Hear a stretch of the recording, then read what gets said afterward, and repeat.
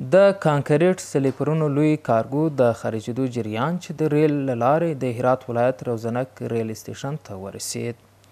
د هیواد په لویدیځ کې د دې پروژې د قراردادي شرکت مسؤل وایي د خاف هرات د اوسپنې پټلۍ د 4مې برخې د لومړي فاز د جوړولو کار څه باندې 80% پرمختګ کړی او د بشپړېدو لپاره هڅې روانې دي. حدود 87 واگن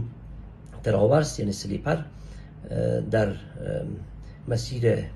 هرات در جریان است که از او جمله 40 واگن از او دیروز در ایستگاه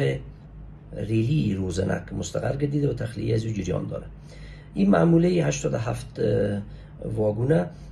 به مقدار 5500 تن وزن داره و حدود 10 کیلومتر تکمیل پروژه را در بر میگیره. بر علاوه از او 1300 تن ریل از کشور ترکیه در مسیر راه می باشه و در حدود 2 هفته آینده نیز به هرات خواهد رسید. خو د هرات د والي ویان په هیواد کې د ریل پټلۍ د جوړولو، بشپړولو او پراخولو په برخه کې د اسلامی امارت د ژمنو او پرله پسې هڅو خبر هم کوي. امارت اسلامی در تمام بخش‌های تجارتی برای رشد و توسعه آن تلاش می‌کند و بالاخص در بخش‌های گسترش خطهای آهن در تمام نقاط کشور و اداره محلی ولایت هرات در بخش خط آهن خاف هرات تلاش‌های مستمر داشته که چنانچه شما شاهد هستید روز گذشته ما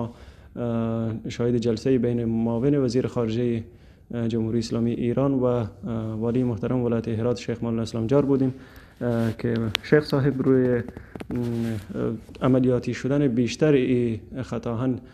تاکید کرد. خو کارپوهان تل ټینګار کوي چې د ریل پټلۍ جوړول او پراخول د اقتصادي ودې ترڅنګ په هیواد کې ګڼ کاري فرصتونه هم رامنځته کوي.